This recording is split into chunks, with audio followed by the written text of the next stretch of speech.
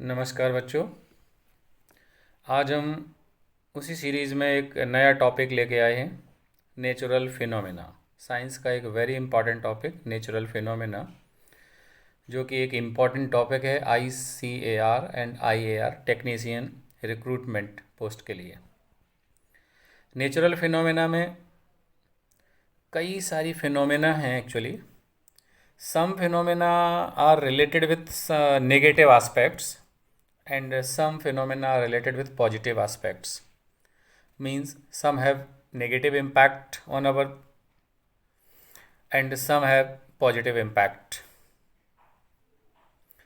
Negative impact in the sense means destructive meaning. Negative sense means destructive phenomena like earthquake, like cyclones. और हम आज जो discuss यहाँ करने जा रहे हैं इन्हीं फिनोमेना के बारे में आज बात करेंगे जो डिस्ट्रक्टिव नेचर की हैं। सम फिनोमेना जो कि पॉजिटिव एस्पेक्ट्स की हैं। पॉजिटिव एस्पेक्ट्स मीन्स जो हमारे लिए सपोर्टिंग हैं।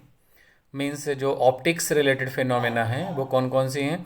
Twinkling of star, sunrise, sunset, scattering of light, इनसे रिलेटेड भी नेचुरल फिनोमेना है जो पॉजिटिव एस्पेक्ट में है, मतलब जिनका कोई नेगेटिव रोल नहीं है हमारे ऊपर। ठीक है, तो आज हम उन्हीं फिनोमेना के बारे में बात करेंगे जो कुछ डिस्ट्रक्टिव नेचर की हैं। तो आइए हम टेस्ट स्टार्ट करते हैं, क्वेश्चंस स्टार्ट करते हैं और वन बाय वन क्वेश्चन के साथ हम डिस्कशन करेंगे। उन डिस्कशन के थ्रू आप क्विकली अपने टॉपिक को रिवाइज कर सकते हैं। So this is first question on your screen. The process of transfer of charge from a charged object to earth is called। देखिए हमने यहाँ क्वेश्चन लिया है पहला, the process of transfer of charge. अब कहें चार्ज को क्यों रिलेट किया है प्रोसेस से? एक्चुअली जो फिनोमेना हम पढ़ने वाले हैं लाइटनिंग का चार्ज से रिलेशन है और चार्ज ही एक इम्पॉर्टेंट टॉपिक है यहाँ पे। तो इस क्वेश्चन को पहले हम करेंगे, the process of transfer of charge from a charged object to earth is called. इसको क्या बोलते हैं? अर्थिंग। क्या किसी भी चार्ज बॉडी से अर्थ में चार्ज फ्लो होता है ना, उस प्रोसेस को बोलते हैं अर्थिंग। ठीक है, अब यहाँ आगे दूसरा दिया है लाइटनिंग। इस क्वेश्चन का करेक्ट आंसर कौन सा हुआ? अर्थिंग। लेकिन यहाँ पे एक टॉपिक और दे रहा है लाइटनिंग। लाइटनिंग क्या है? देखो लाइटनिंग के बारे में थोड़ा डिटेल में हम समझने की कोशिश करते हैं। देखो उसके लिए हमें चार्ज समझना है। चार्ज क्या है? तो charge the property of body. Charge हमें मालूम है दो तरह के होते हैं। कौन से होते हैं? एक चार्ज होता है पॉजिटिव, एक होता है नेगेटिव। इसके ऊपर किसने काम किया था? आपको मालूम है बहुत सारे साइंटिस्ट ने किया। उसमें सबसे इंपॉर्टेंट साइंटिस्ट का नाम आता है बेंजामिन फ्रैंकलिन। फ्रैंकलिन ने बताया था बहुत सारी बॉडीज़ को आपस में रब किया और रब करने के बाद उन पर चार्जेस डेवलप हुए। उन चार्जेस को स्टैटिक इलेक्ट्रिसिटी बोलते हैं। रबिंग करने से जो इलेक्ट्रिसिटी डेवलप होती है दैट इज स्टैटिक इलेक्ट्रिसिटी के बारे में काफ़ी बात किया था। और उन्हीं के बेसिस पे उन्होंने बहुत सारे एक्सपेरिमेंट परफॉर्म किए थे और एक्सपेरिमेंट परफॉर्म के रिजल्ट से फाइनली ही concluded that there are two types of charges, one is positive charge, other is negative charge. अब देखो इसका रोल लाइटनिंग में कहाँ है? लाइटनिंग का मतलब क्या होता है? लाइटनिंग जैसे आप घर में देखते हैं ना, स्पार्क वगैरह कभी आता है, जो वायरिंग आपस में टच कर रही होती है कहीं, या फिर लूज़ वायर हो, तो लूज़ वायर हो या स्विच में भी कभी आपने स्पार्क देखा है। तो वो स्पार्क जो होता है ना, सिंपली उसी को हम एक बड़ा फॉर्म देखें तो लाइटनिंग का उसका एक बड़ा फॉर्म है फिनोमेना सिमिलर। लाइटनिंग में वही स्पार्क है। स्पार्क जैसे लाइट, जो वायर स्पार्क पॉजिटिव नेगेटिव आपस में टच करते हैं ना, light by neutral wire touch करेंगे तो वहाँ पे स्पार्क जनरेट होती है और साथ में साउंड भी आती है।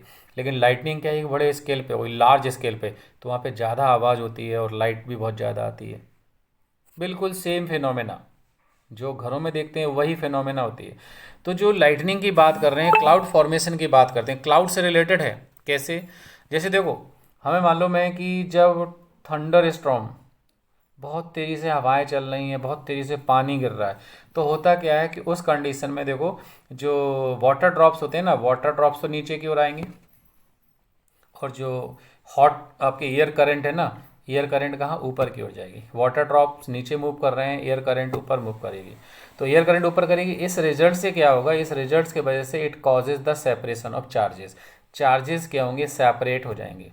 भाई चार्जेस कहाँ? भाई फ्रिक्शन हो सकता है एटमॉस्फेयर में, है ना, तो चार्जेस डेवलप होंगे। वो चार्जेस क्या होंगे? सेपरेट होंगे। मतलब एक जगह पॉजिटिव चार्ज पहुंच जाएगा, एक जगह नेगेटिव चार्ज पहुंच जाएगा, मतलब चार्जेस क्या होंगे, एक्यूमुलेट होना स्टार्ट हो जाएंगे, दूर दूर सेपरेट होना स्टार्ट हो जाएंगे।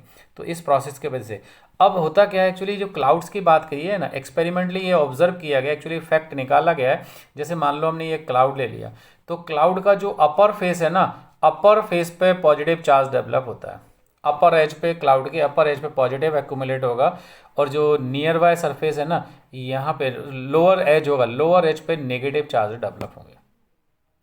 क्या है, देखो क्लाउड्स में बहुत सारी लेयर्स हैं, बहुत सारी लेयर्स में जो अपर लेयर है, अपर एज की हम बात कर रहे हैं, अपर एज क्या होगी, पॉजिटिव चार्ज हो जाएगी, और लोअर एज जो होगा वो नेगेटिव चार्ज डेवलप होगा। और ऑल्सो यदि हम यहाँ पे अर्थ की बात करें, जैसे अर्थ सरफेस है, तो अर्थ सरफेस पे भी पॉजिटिव चार्ज डेवलप हो जाएगा।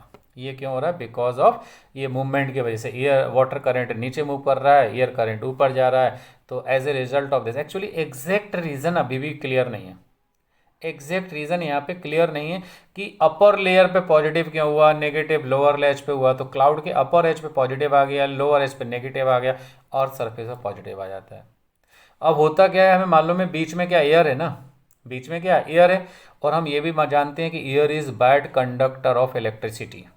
क्या, air is bad conductor of electricity, और जब बैड कंडक्टर है तो हमें मालूम है चार्जेस यदि डेवलप होंगे, तो इंसुलेटर में चार्जेस जहाँ डेवलप होंगे वो उसी जगह रहेंगे, they can not flow, move नहीं कर सकते हैं। कंडक्टर में क्या होगा, चार्ज कैन फ्लो, तो air is bad conductor of electricity, so charges develop हो रहे हैं ना, so they can not flow. But ये चार्ज थोड़ा सा नहीं है, जब क्या होगा, कंटिन्यूसली ये प्रोसेस होगी ना, कंटिन्यूसली प्रोसेस होगी, तो चार्ज के एक्यूमुलेशन कंटिन्यूसली होता रहेगा, मतलब एक जगह पॉजिटिव एक्यूमुलेट हो रहा है, एक जगह नेगेटिव एक्यूमुलेट हो रहा है, ये कंटिन्यूसली प्रोसेस चलेगी, और चार्ज बहुत ज़्यादा हो जाएगा, बहुत ज़्यादा एक्यूमुलेट हो जाएगा, तो चार्जेस की मात्रा इतनी ज़्यादा बढ़ जाएगी कि air is not able to hold the charge particles, charge को रोक नहीं पाएगा। एयर इंसुलेटर होने के बाद भी air can not stop the flow of charge, इतना चार्ज हो गया कि वो चार्ज जो है ना, पॉजिटिव चार्ज नेगेटिव की ओर जाएगा, या नेगेटिव चार्ज पॉजिटिव की ओर, मतलब चार्ज का मूवमेंट रोक नहीं सकता। और जब पॉजिटिव नेगेटिव आपस में मिलेंगे ना, तो क्या होगा, स्पार्क जनरेट की। भाई आपने पढ़ा है ना घर में, जैसे कोई वायर होते हैं, पॉजिटिव नेगेटिव आपस में टच करा दो तो स्पार्किंग होती है, एक आवाज़ आती है, तो वही होगा, जब पॉजिटिव नेगेटिव आपस में मिलेंगे ना, तो स्पार्क जनरेट होगी, बहुत तेज़ी से स्पार्क, मतलब करंट आए, लाइट आएगा, और लाइट के साथ साथ एक बहुत तेज साउंड सुनाई देगी, उसी को हम क्या बोलते हैं, वो बोलते हैं लाइटनिंग, मतलब इलेक्ट्रिक लाइटनिंग सिंपली क्या है, इलेक्ट्रिक डिस्चार्ज। ये क्या होता है, लाइटनिंग क्या हो रहा है, चार्जिंग की वजह से रिजल्ट से ऐसा आपको दिखाई दे रहा है, ठीक है। तो क्लाउड्स में चार्जिंग हो जाती है, और चार्जिंग से क्या होता है, सेपरेशन चार्जेस का होगा, सेपरेशन होने से एक जगह एक्यूमुलेट पॉजिटिव हो गया, एक जगह नेगेटिव हो गया, और पॉजिटिव नेगेटिव होने के बाद बीच में एयर है, एयर इज बैड कंडक्टर, लेकिन accumulation of charges is too much, charge इतना ज़्यादा हो जाता है कि air can not stop the flow of charge. So जैसे ही चार्ज पॉजिटिव नेगेटिव में मिलेगा, या नेगेटिव पॉजिटिव से मिलेगा, वहाँ पे एक स्पार्क जनरेट होगा, बहुत ज़्यादा लाइट आएगी, और आपको साउंड भी सुनाई देगी। इसी प्रोसेस को हम क्या बोलते हैं, लाइटनिंग, ठीक है। तो लाइटनिंग हो गया, यहाँ पे अर्थिंग हो गया, ये सारी नेचुरल फिनोमेना है, ठीक है। Now we move to the next question. Question number 2, power of earthquake is expressed on scale. देखो एक नई फिनोमेना यहाँ पे आ गई है, अर्थक्वेक। दूसरी नेचुरल फिनोमेना के बारे में, अर्थक्वेक के बारे में बात करते हैं। अर्थक्वेक है क्या, देखो सब आप सब ने पढ़ा होगा, रिवाइज कर रहे होंगे, बस सिंपल सी बात है। अर्थक्वेक का मतलब होता है शेकिंग ऑफ अर्थ। भाई अर्थ की लेयर्स जो होती हैं ना, अर्थ की जो प्लेट्स होती हैं, वो मूवमेंट स्टार्ट कर देती हैं।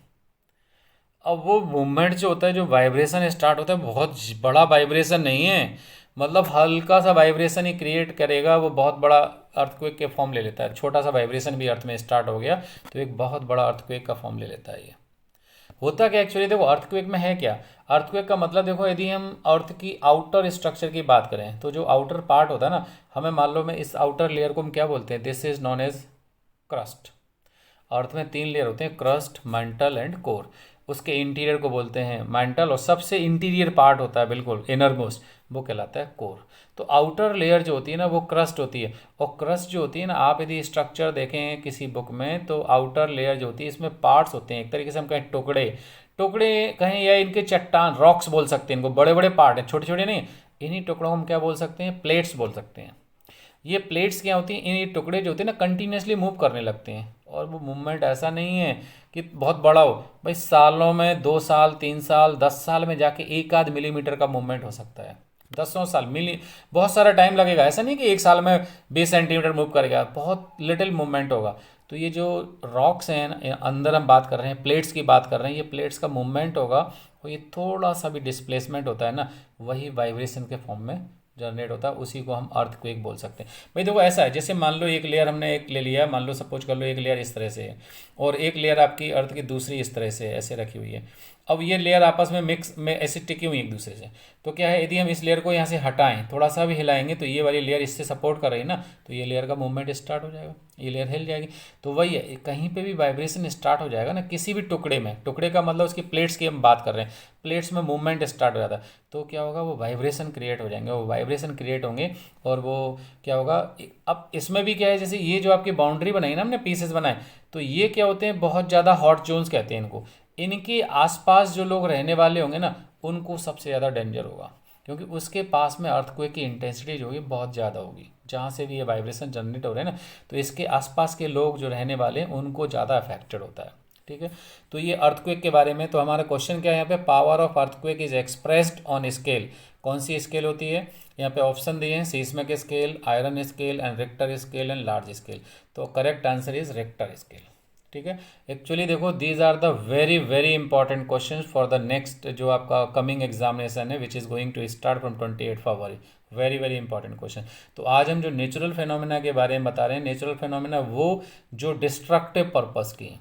कल हम एक दूसरा लिंक शेयर करेंगे, दूसरा बताएंगे जिसमें आपको कंस्ट्रक्टिव वे में जो ऑप्टिक्स से रिलेटेड है, जो आपको लॉस नहीं करती हैं, ये फिनोमिना आपको लॉस करेंगी, प्रॉपर्टी को लॉस करेंगी, ह्यूमन प्रॉपर्टी को लॉस करेंगी। ठीक है, now we move to the next question, question number 3, which instrument is used to measure earthquake। Earthquake की जो इंटेंसिटी होती है ना, वो इंस्ट्रूमेंट का नाम की बात कर रहे हैं। इंटेंसिटी तो रिक्टर स्केल हो गई, लेकिन इंस्ट्रूमेंट की जब बात करेंगे ना, तो वो इंस्ट्रूमेंट होता है सीस्मोग्राफ। इंस्ट्रूमेंट का नाम है सीस्मोग्राफ।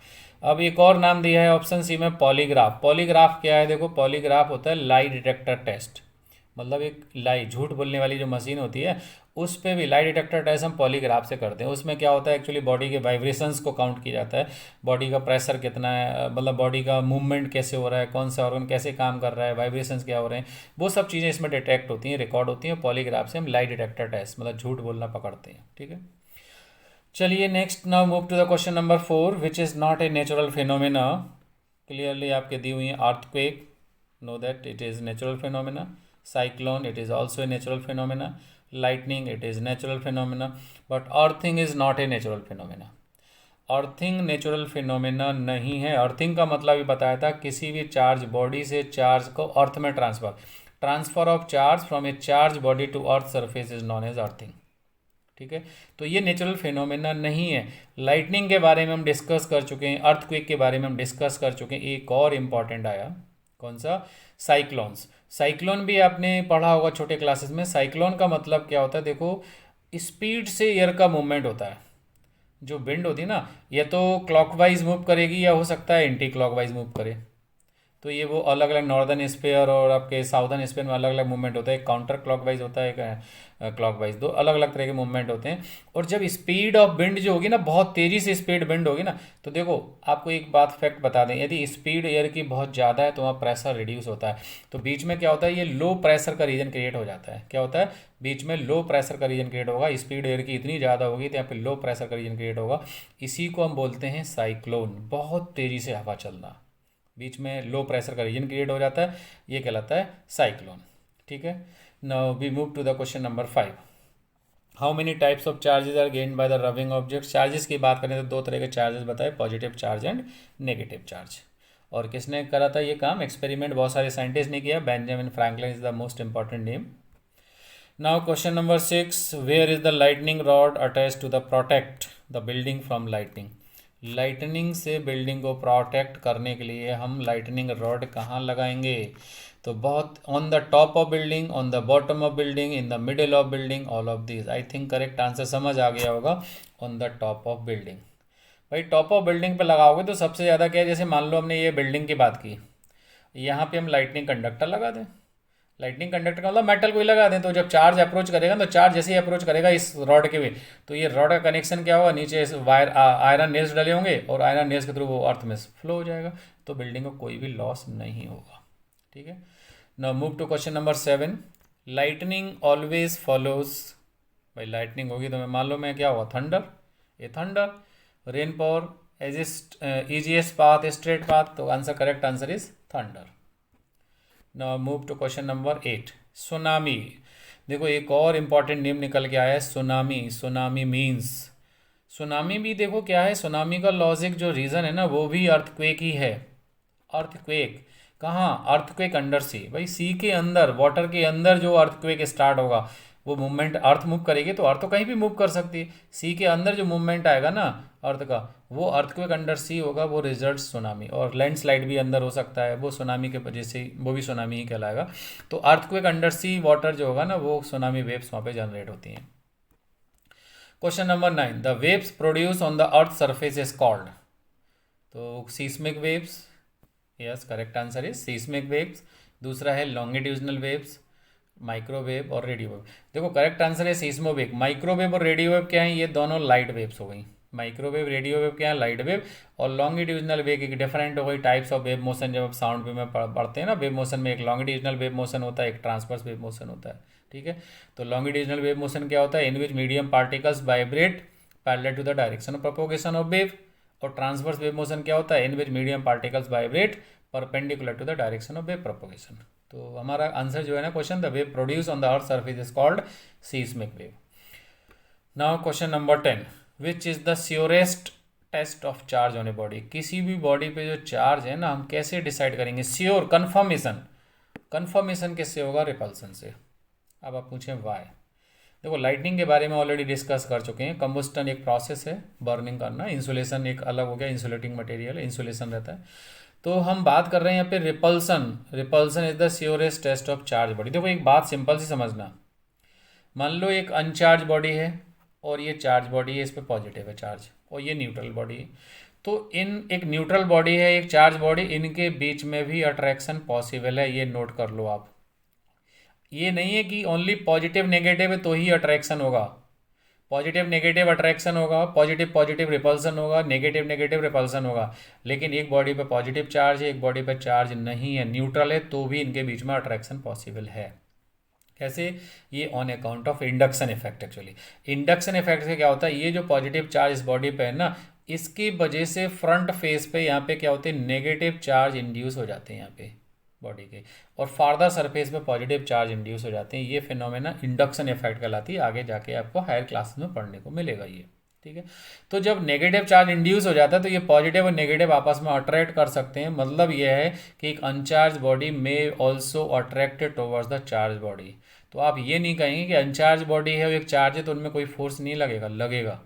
एक अनचार्ज बॉडी है मतलब न्यूट्रल है, एक पॉजिटिव चार्ज है तो फोर्स लगेगा, या नेगेटिव चार्ज है तो भी फोर्स लगेगा।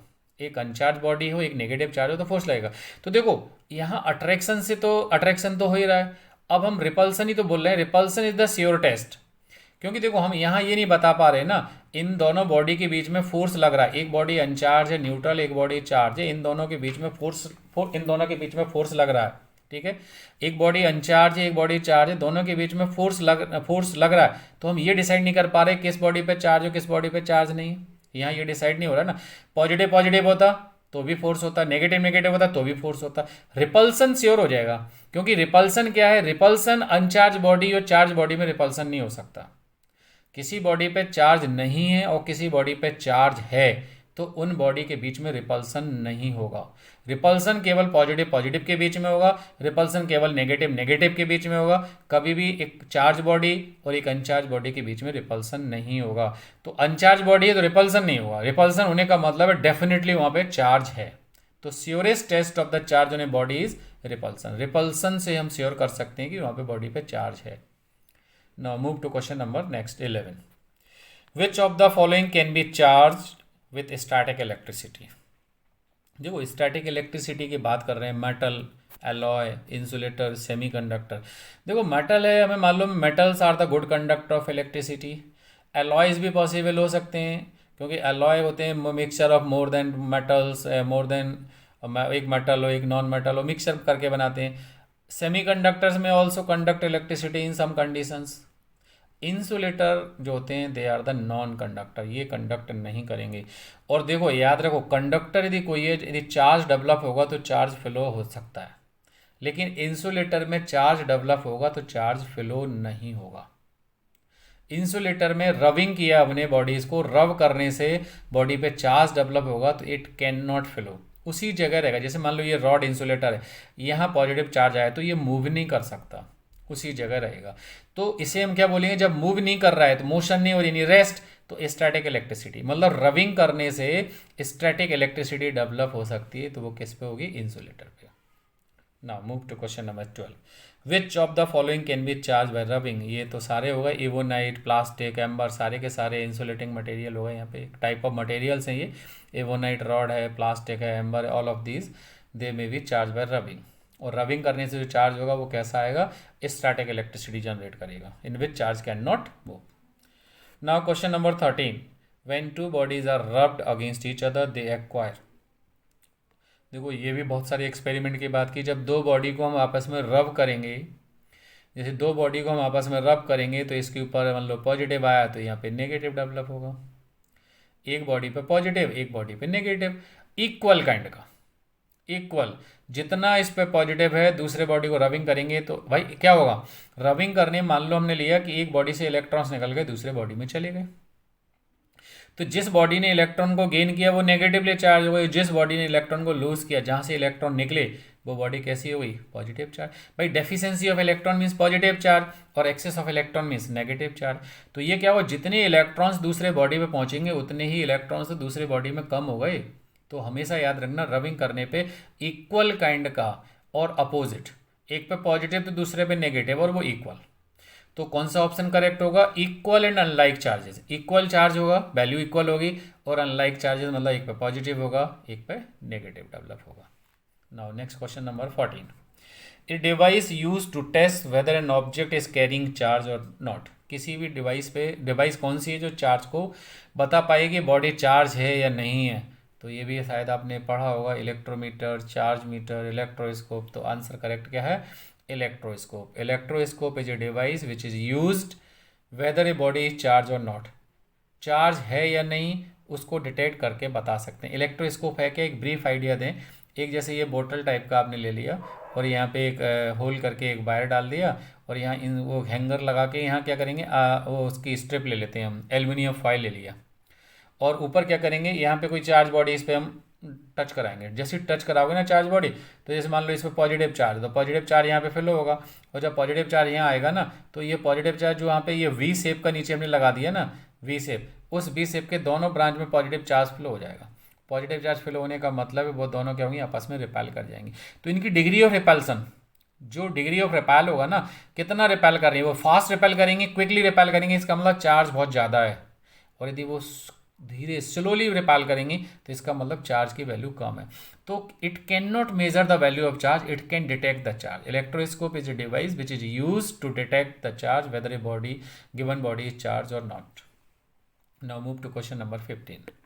During lightning actually which of the following takes place. Lightning के बारे में बता चुके हैं, लाइटनिंग क्या होता है, इलेक्ट्रिक डिस्चार्ज। लाइटनिंग क्या होता है, इलेक्ट्रिक डिस्चार्ज, ठीक है। नाउ नेक्स्ट क्वेश्चन मूव करते हैं आगे, question number 16। During a thunder storm which action may be done. Thunder storm के टाइम में number 1 using telephone having cord, number 2 switching on off electric lights, third using mobile phone, none of the above. भाई देखो सबसे best option क्या है, lightning के time में using mobile phone. क्यों, क्योंकि मोबाइल फ़ोन में कोई वायर नहीं है, वायर नहीं लगा है। अदरवाइज़ क्या होगा, जो एक्सटर्नल इलेक्ट्रिसिटी है ना, लाइटनिंग है, उसको अफेक्ट कर सकती है। टेलीफोन हैविंग कॉर्ड दिक्कत करेगा, कॉर्डलेस होगा चलेगा, कॉर्ड लगे यानी कि वायर लगाए तो आपको दिक्कत हो सकती है।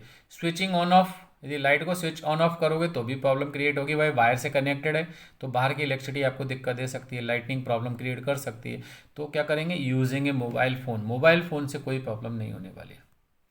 Question number 17। To protect tall buildings from damage of lightning what can be done. जो टॉल बिल्डिंग्स होती हैं उनको डैमेज होने से बचाना है तो what can be done. Not to build tall buildings, भाई ऐसा तो नहीं, कि हम टॉल बिल्डिंग्स ना बनाएं, टॉल बिल्डिंग्स नहीं बनाएंगे भाई तो वो रिक्वायरमेंट है, ज़रूरी है। Install lightning conductors, install many TV antennas and have a roof top garden with tall trees. तो बेस्ट ऑप्शन क्या है यहाँ पे, install lightning conductors, lightning conductors को वहाँ पे इंस्टॉल कर दें। और लाइटनिंग कंडक्टर इंस्टॉल करेंगे तो वो लाइटनिंग की जो प्रॉब्लम होगी ना, उसके थ्रू अभी बताया था मैंने, जैसे हाउस है इसके ऊपर हमने लाइटनिंग कंडक्टर लगा दिया और ये अर्थ में कनेक्टेड है नीचे, तो चार्ज जो फ्लो होगा ना सब इसकी ओर आएगा और अर्थ में डिस्चार्ज हो जाएगा जाके। Now move to question number 18। A major earthquake occurred on 26 January 2001 in which part of India? Uri Kashmir, Mumbai Maharashtra, Guwahati Assam, Bhuj Gujarat. तो the right option is D, Bhuj Gujarat में सबसे मेजर अर्थक्वेक था 26 जनवरी 2001। Question number 19। During thunder storm it is safer to carry an open umbrella, take shelter under short trees, take shelter under tall trees, stand in open fields. तो the best option is take shelter under short tree. अब आप कहेंगे short tree क्यों, बड़ा tree क्यों नहीं? देखो बहुत सिंपल सी बात समझे, जैसे मान लो ये क्लाउड्स हैं, इनमें कोई चार्ज है पॉजिटिव पॉजिटिव, और ये मान लो लाइटनिंग से पॉजिटिव नेगेटिव डिस्टर्ब होता है, अर्थ पे पॉजिटिव, ये नीचे की ओर अप्रोच कर रहा है। मान लो आपके पास एक बड़ा पेड़ है जो ये है, और एक छोटा पेड़ है ये, तो देखो सबसे पहले ये किसको अटैच करेगा, सबसे पहले इसको करेगा ना टच, यहाँ तक लेट पहुँचेगा। तो जो छोटे पेड़ है ना उनके नीचे शेल्टर लेना ज़्यादा इजी है, ज़्यादा फायदेमंद होगा। तो ये बड़े वाला सबसे अफेक्टेड पहले हो जाएगा क्योंकि इसकी डिस्टेंस कम है ना, तो ये वाली डिस्टेंस ज़्यादा है। ठीक है, तो हमेशा क्या करेंगे, take shelter under short trees. Now question number 20। The process of transferring charge from a charge body to earth, ये भी बात कर चुके हैं। Transfer of charge from a charge body to earth, this is known as earthing. ठीक है, question number 21। Which of the following natural disaster is characterized by thunder and lightning? Thunder and lightning, drought, flood, thunder storm. Option C is correct answer, thunder storm. Question number 22। Which of the following states of India is prone to hit by cyclone? Cyclone sensitive area, तो ये तो newspaper में बहुत पढ़ा होगा। उड़ीसा, उड़ीसा में बहुत ज़्यादा मोस्ट प्रोन एरिया है आपका साइक्लोन से रिलेटेड, उड़ीसा। Question number 23। इस साइक्लोन इज ए, क्या है, वीक स्टॉर्म? नहीं भाई, वीक क्यों होगा, slow, violent. Correct answer is violent storm. Question number 24। What steps is or are to be taken for helping neighbours during cyclones? Number 1, moving them to cyclone shelters. Number 2, providing them medical aid. Number 3, shifting their household properties to safer place. And third, last one is all of these. I think all are correct. Moving them to cyclone shelters, providing them medical aid, shifting their household properties, and all of these correct answer. Question number 25. Which modern technology have made easier to monitor cyclones? Which modern technologies have made easier to monitor cyclones? Radar and satellites, anemometer, radio, television satellites. देखो technique की बात की है तो radar and satellites, the best option is radar and satellite की help से हम काम कर सकते हैं। एनीमोमीटर क्या होता है? एनीमोमीटर एक इंस्ट्रूमेंट है। Anemometer is a instrument which is use to measure the speed of wind. Wind की स्पीड मेजर कर सकता है, विंड की डायरेक्शन को पता करता है। तो anemometer is a instrument. Technique की बात कर रहा है, रेडियो, टेलीविज़न, ये तो आपके डिवाइसेस हो गई आपकी, टेलीविज़न डिवाइस हो गया, सैटेलाइट, तो सैटेलाइट का यूज़ है, लेकिन best option is radar and satellite. Now next question number 26। When A cyclone warning issued, तो ये भी पढ़ा होगा, साइक्लोन वार्निंग इशू कब होती है? 24 hours in advance. Now move to question number next 27। What are warning sign that a tsunami could be coming? तो option 1 C, withdrawing from the beach, a roaring sound, roaring भी होती है भाई, shaking of ground ये भी होता है, roaring animals वगैरह, जब सुनामी एनिमल्स रोर करते हैं, shaking of ground, means all are correct, all of ever. Question number 28। What is the biggest tsunami on record? ये आप जनरल नॉलेज का क्वेश्चन हो गया। बिगेस्ट सुनामी जो आया था, करेक्ट आंसर आप लर्न कर लो, 1958 लिटुया वे सुनामी इन अलास्का, ये सबसे oldest biggest tsunami on record था। Now next question number 29। Earthquake of which magnitude of following causes the maximum damage, ये तो भाई बता ही चुका हूँ, 2.0, 3.0, 4.0, जितनी ज़्यादा इंटेंसिटी का ज़्यादा होगा उतनी ज़्यादा डेंजरस होगा। तो out of these 4 options option B is correct, 8.0 is the more dangerous, इन सब में ज़्यादा डेंजरस होगा। 2.0, 3.0 इतने ज़्यादा डेंजरस नहीं होते, लेकिन धीरे धीरे इंटेंसिटी जैसे रिक्टर स्केल में बढ़ती है it becomes more and more dangerous. So intensity of earthquake having intensity 8.0 it is very very dangerous. Now question number 30, the shaking and trembling of earth is called, shaking ये बात पढ़ चुके हैं हम, shaking of earth क्या होता है, earthquake, shaking of earth is earthquake. Now the last question is coastal area, coastal Andhra Pradesh and Orissa often face natural disaster due to, कौन सा मेथड है यहाँ पे, coastal Andhra Pradesh and Orissa often face natural disaster due to cyclones, इनमें भी क्या होता है, साइक्लोन्स बहुत ज़्यादा आते हैं वहाँ पे, लैंडस्लाइड्स नहीं होगा, अर्थक्वेक नहीं होगा, फ्लड्स नहीं, तो cyclone is the correct answer. Okay, now the test is over. इस टेस्ट के सब्सक्रिप्शन यहाँ पे डिस्क्रिप्शन में एक लिंक दी होगी, उस लिंक के थ्रू आप एक प्रैक्टिस टेस्ट ले लेना, और प्रैक्टिस टेस्ट से आपको अपनी परफॉर्मेंस चेक कर सकते हैं कि